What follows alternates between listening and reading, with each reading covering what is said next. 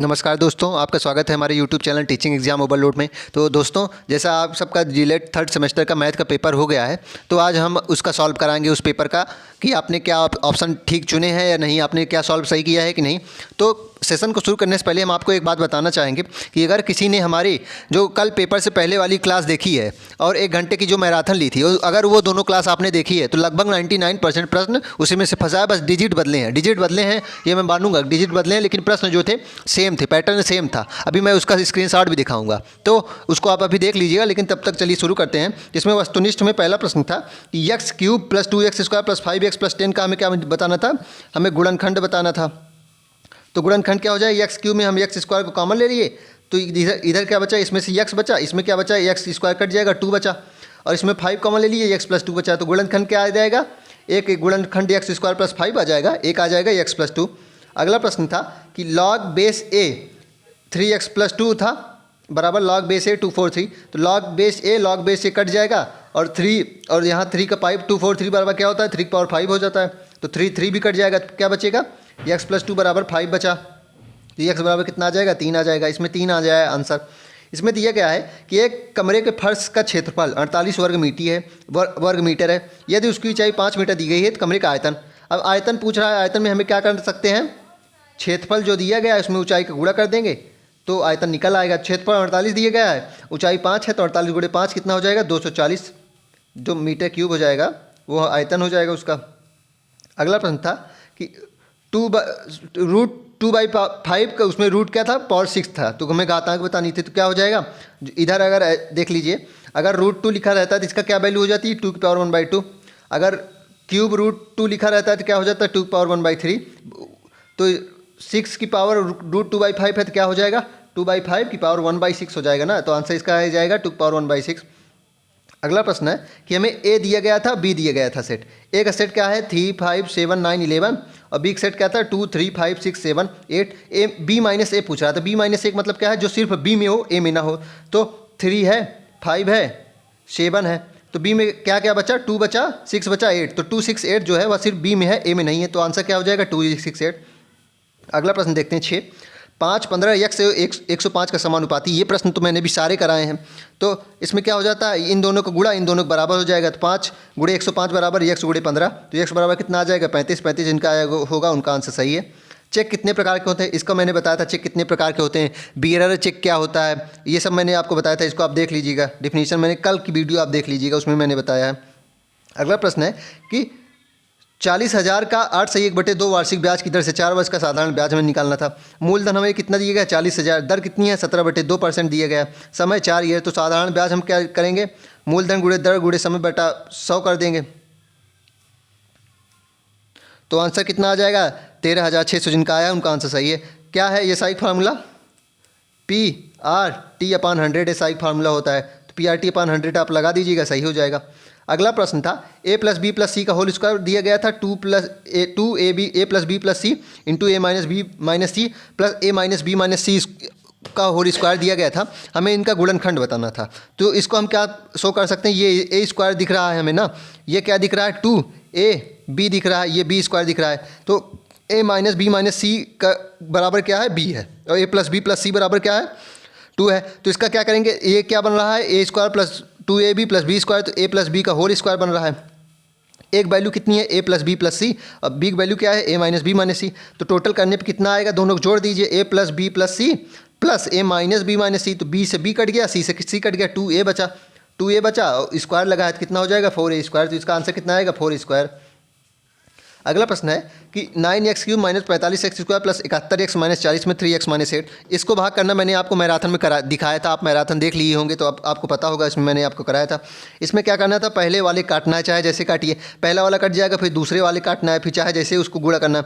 तो 9x³ था, 3x है, 3x से हम कितना गुणेंगे, 9x³ आएगा, कितना गुणा करेंगे, 3x²।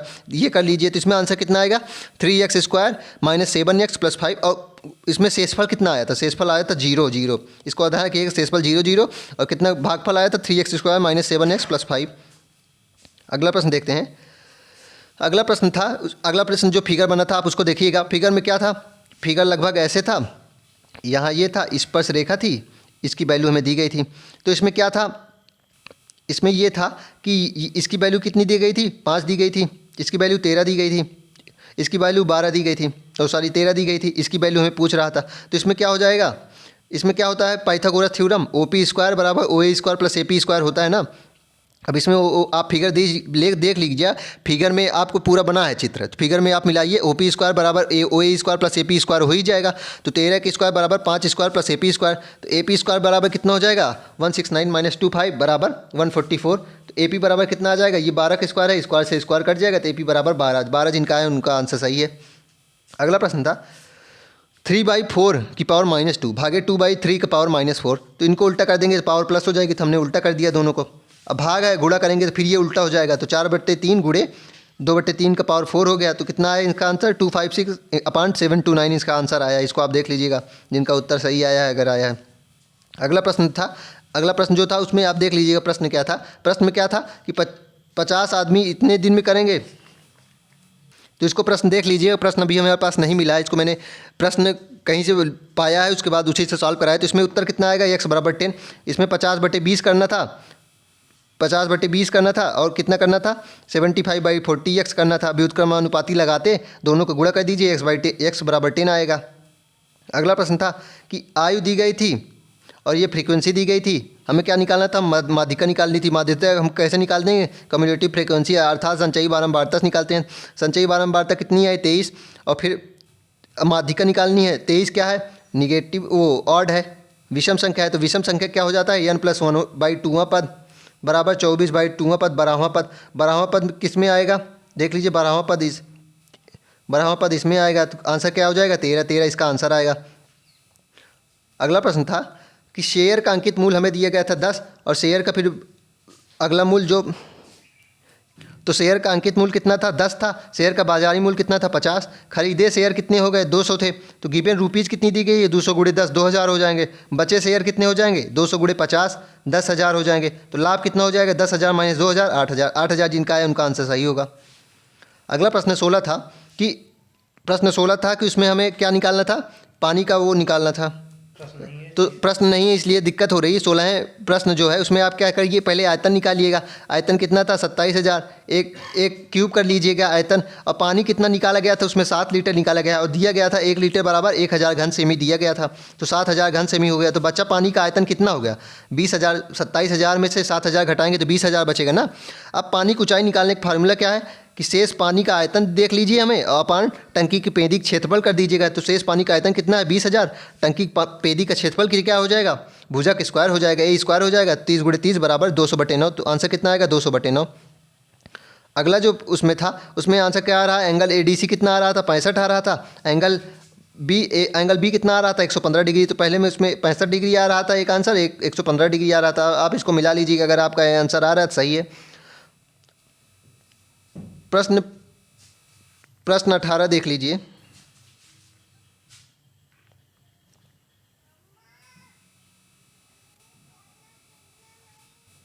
प्रश्न 18 में क्या था, प्रश्न 18 में ब्याज जो था वह छमाही लिया जा रहा था। तो ब्याज छमाही मैंने कल बताया था, मैराथन में बताया था, अगर ब्याज छमाही लिया जा रहा है तो जो समय है, समय क्या हो जाएगा दोगुना हो जाएगा। समय कितना हो गया था 3/2 चीज़ें दिया गया था, तो समय कितना हो जाएगा 3 ईयर हो जाएगा। और ब्याज क्या होता है, ब्याज आधा हो जाता है, क्योंकि छमाही लिया जाता है। तो ब्याज कितना था 10%, तो ब्याज कितना हो गया 5% हो गया, समय 3 ईयर हो गया। तो अब 16,000 बटे आप ये कर लीजिएगा, तो आपका आंसर कितना है, मिश्र धन कितना आया था 18,522, और ब्याज कितना निकला 2522। तो अब आपको मैं दिखाता हूँ जो पेपर में मेरे फंसे थे प्रश्न, ये देख लीजिए। बारंबारता FX वाला, आप समानांतर माध्य वाला प्रश्न फंसा था, ये ब्याज का मैंने प्रश्न कराया है। एंगल वाला जो आप बता रहे हैं, ये वाला एंगल ये इसके आधे होता है, ये एंगल मैंने आपको कल कराया था।